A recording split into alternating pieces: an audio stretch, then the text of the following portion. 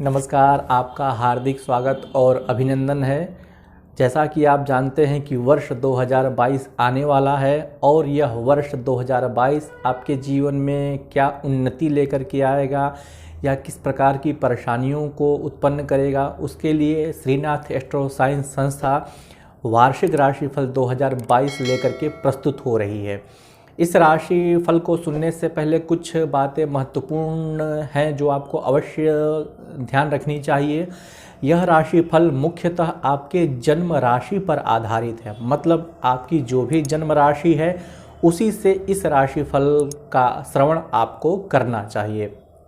दूसरी बात यह है कि आपकी जन्म कुंडली के अनुसार जो भी ग्रहों की महादशाएं, विंशोत्तरी महादशा, अंतरदशा, प्रत्यंतर दशा यदि चल रही है तो उसका प्रभाव भी इस वार्षिक राशिफल पर पड़ेगा।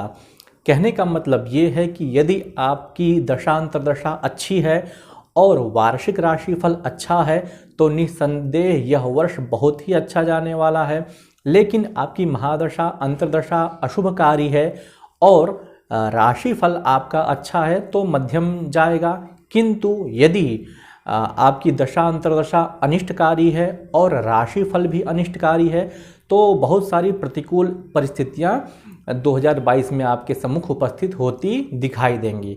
तो आपको अपनी दशा अंतरदशा ग्रहों की क्या परिस्थितियां हैं उसका भी ध्यान रखना चाहिए।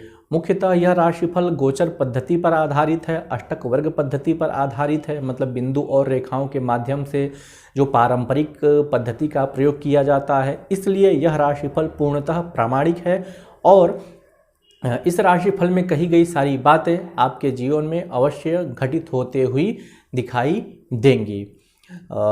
राशिफल को दो भागों में विभाजित किया जा सकता है यदि वार्षिक राशिफल के बारे में बात करें तो, क्योंकि अप्रैल महीने में बृहस्पति, शनि, राहु और केतु चार बड़े बड़े ग्रह जो हैं अपना राशि परिवर्तन कर रहे हैं। तो जनवरी से लेकर के अप्रैल तक और मई से लेकर के दिसंबर तक यह दो भागों में आपका यह वर्ष विभाजित होगा। तो आइए हम बात कर लेते हैं तुला राशि के बारे में कि यह वर्ष कैसा जाने वाला है। शिक्षा के क्षेत्र में, कैरियर के क्षेत्र में, व्यवसाय के क्षेत्र में, रोजगार के क्षेत्र में, प्रेम प्रसंग के क्षेत्र में, वैवाहिक जीवन के क्षेत्र में, मतलब जीवन के जो भी विचारणीय बिंदु होते हैं उन सभी में यह वार्षिक राशिफल कैसा जाने वाला है तुला राशि वालों के लिए। तो सबसे पहले ग्रहों की स्थिति के बारे में चर्चा कर लेते हैं। वर्ष के प्रारंभ में शनि मकर राशि में है, बृहस्पति कुंभ राशि में है, राहु वृषभ राशि में है और केतु वृश्चिक राशि में धन भाव में बैठा हुआ है। तो तुला राशि वालों के लिए तो वैसे तो लगभग पिछले 2 वर्षों से तो बहुत ज़्यादा परेशान दिखाई दे रहे हैं।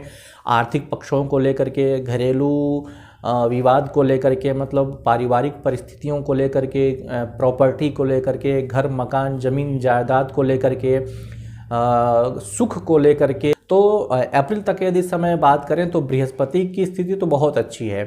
पंचम भाव में बृहस्पति बैठा हुआ है तो आपको यश, मान, पद, प्रतिष्ठा इत्यादि सारी चीज़ें दिलाएगा। किंतु बृहस्पति की स्थिति कमज़ोर है, इस कारण से थोड़ा सा आपके जीवन में नकारात्मक बदलाव भी लेकर के आएगा। मतलब किसी न किसी प्रकार की पारिवारिक परेशानियां तो रहेंगी ही रहेंगी, विशेषकर छात्रों के लिए, क्योंकि बृहस्पति कमज़ोर है इस कारण से पढ़ने में मन नहीं लगना, ये सारी परिस्थितियां थोड़ी सी बनती हुई दिखाई देती हैं। कंसंट्रेशन की कमी हो जाना, उचित मार्गदर्शन न मिल पाना, तो ये परेशानियां थोड़ी सी बनी रहेंगी तुला राशि वालों के लिए, विशेष करके अप्रैल तक। राहु का अष्टम में होना तो वैसे ही आपको परेशानियां उत्पन्न कर रहा है, काम को लेकर के या फिर किसी अन्य पक्ष को लेकर के, पारिवारिक संदर्भों को लेकर के, प्रेम प्रसंग को लेकर के कहीं न कहीं से एक प्रकार से वैमनस्य होता हुआ दिखाई दे रहा है। तो अप्रैल तक का महीना आपके लिए यदि कहा जाए तो सामान्य ही रहेगा। विशेष परिस्थितियां कोई परिवर्तित नहीं दिखाई दे रही, जैसा अभी तक चला आ रहा है वैसी ही स्थितियां बनेंगी। शनि अपने कुंभ राशि में प्रवेश कर रहे हैं, बृहस्पति मीन राशि में आ रहे हैं छठे भाव में और राहु सप्तम भाव में। तो छठे भाव का बृहस्पति यदि देखा जाए तो थोड़ा सा खराब होता है, किंतु मीन राशि में है, इस कारण से कुछ क्षेत्र में अच्छे परिणाम दे करके जाए रही है। शनि पंचम भाव में आपका जा रहा है तो निस्संदेह है उन्नति के द्वार खुलेंगे आपके लिए, रोजगार में अवसर सृजित होंगे।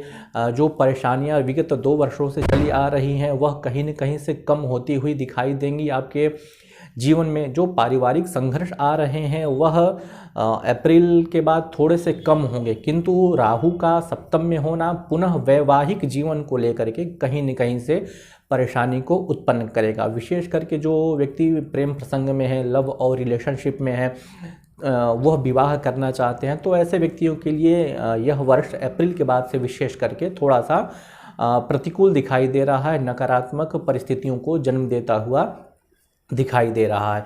बृहस्पति आपका 6ठे भाव में है तो निस्संदेह आपके रुके हुए काम बनेंगे। अभी तक जो प्रतिकूल परिस्थितियां बनती हुई नज़र आ रही थी वह अब अनुकूलता को जन्म देने वाली है।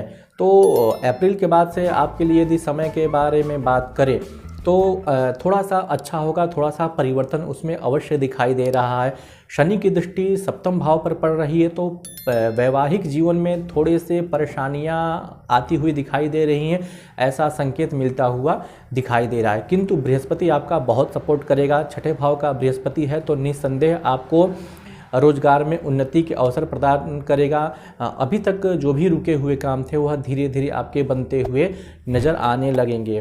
केतु आपका लग्न में बैठा हुआ है तो थोड़ी सी शारीरिक परेशानियां तो निस्संदेह उत्पन्न होंगी ही होंगी। मतलब कुछ हेल्थ इश्यू आपको आते हुए दिखाई दे सकते हैं, क्योंकि लग्न में केतु बैठा है तो उसके कारण से थोड़े से आपके शरीर में आलस्य भी होता हुआ दिखाई दे सकता है, या फिर जो रुचि होती है काम करने के प्रति, जो इच्छा होती है वह कहीं न कहीं से घटती हुई दिखाई दे रही है। मतलब एक प्रकार से इच्छा की कमी दिखाई दे रही, इच्छा शक्ति की कमी दिखाई दे रही है, जिसके कारण से ऐसा हो सकता है कि आप उतना अच्छा परफॉर्मेंस न दे पाएँ जितना पहले आप दे रहे थे। तो अप्रैल के बाद से तुला राशि वालों के लिए थोड़ा सा समय तो अच्छा दिखाई दे ही रहा है। जीवन के सभी क्षेत्रों में, कुछ क्षेत्रों में परेशानियां जरूर हैं, किंतु बृहस्पति के अच्छा होने के कारण, मीन राशि में होने के कारण, चूँकि बृहस्पति की दृष्टि आपके 10वें भाव पर पड़ रही है तो आजीविका आपका कहीं न कहीं से अच्छा ही जाएगा, रोजगार अच्छे जाएंगे। नौकरी की तलाश जो भी युवक कर रहे हैं उनको नौकरी मिलने की संभावनाएं भी दिखाई दे रही हैं। तो अप्रैल के बाद से तुला राशि वालों के लिए समय थोड़ा सा अच्छा होता हुआ दिखाई दे रहा है।